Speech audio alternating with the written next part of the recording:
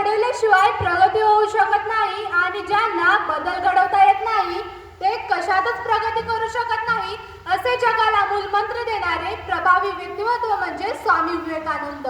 उठा, जागे व्हा, जोपर्यंत ध्येय प्राप्त होत नाही तोपर्यंत थांबू नका असा जगाला मूलमंत्र देणारे प्रभावी व्यक्तिमत्व म्हणजे स्वामी विवेकानंद.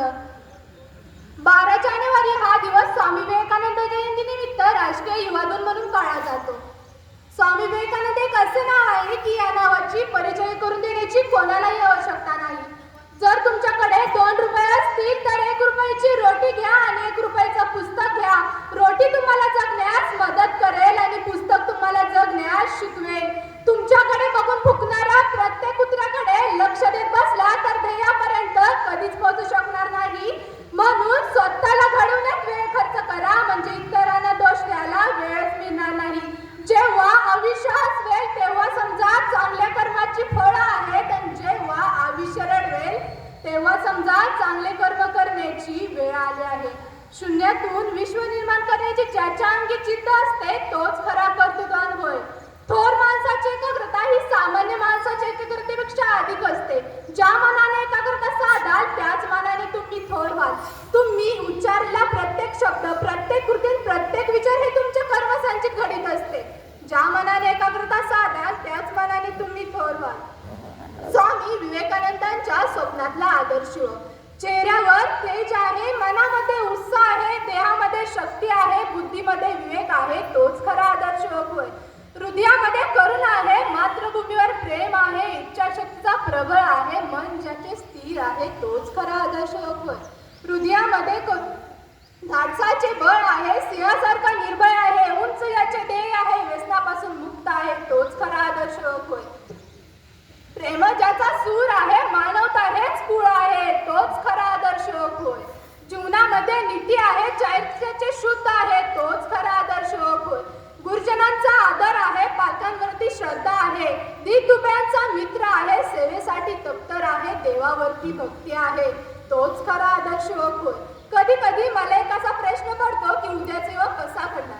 त्यांच्या मनामध्ये हे नसतं की आपण महाराजांसारखं घडावं, आपण स्वामी विवेकानंदांसारखं घडावं, आपण बाबासाहेबांसारखं घडावं, आपण शाहू महाराजांसारखं घडावं. अरे तुमच्या मनामध्ये हे असतं की यावर्षी आपल्या गावची जत्रा येत आहे तर यावर्षी गौतमी पाटीलच नाचली पाहिजे. हे नको आहे माझ्या मावळ्यांनो, हे नको आहे. तुमच्या मनामध्ये फक्त एवढाच विचारायला पाहिजे की मी महाराजांसारखं घडणार, मी शाहू महाराजांसारखं घडणार, मी स्वामी विवेकानंदांसारखं घडणार, मी शाहू महाराजांसारखं घडणार. सर्वप्रथम मनात विचार येतो की तरुण म्हणजे कोण. जो मनाने तरुण आहे त्याला तरुण म्हणावं का जो शरीराने तरुण आहे त्याला तरुण म्हणावं, का जो पुढे अन्याय होत असताना शांत बसणाऱ्याला तरुण म्हणावं. हाच तर खरा मोठा प्रश्न आहे. भारत सरकारने युवा धोरणानुसार 16 ते 30 या वयोगटातील तरुणांना युवक असे म्हटले आहे. 16 वर्षी छत्रपती शिवाजी महाराज यांनी तोरणा किल्ल्यावर तोरण बांधून या हिंदुस्थानाला खरा जगण्याचा अर्थ शिकवला. त्या 16 वर्षी नाव ठेवण्यात आलं छत्रपती शिवाजी महाराज. जो हवा से टकराता है उसे तूफान कहते हैं, जो हवा से टकराता है उसे तूफान कहते हैं, जो तूफानों से टकराता है उसे युवा कहते हैं, जो तूफानों से टकराता है उसे युवा कहते हैं. 16 वर्ष धोक्याचं मानलं जातं. त्या 16 वर्षी संत ज्ञानेश्वरांनी ज्ञानेश्वरीची निर्मिती केली आणि आता कुठेतरी वाटतं त्या ज्ञानेश्वर माऊलींचा आदर्श कुठेतरी गरजेचा आहे. आता आदर्श कुठेतरी गरजेचा आहे.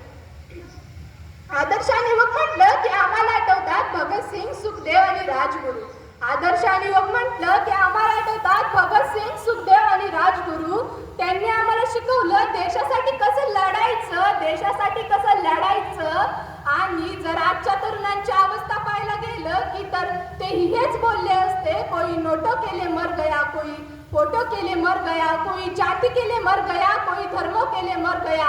अगर होते भगत सिंह, सुखदेव, राजगुरु तो वह कहते यारो हम इन कमीनों के लिए मर गए, यारो हम इन कमीनों के लिए मर गए.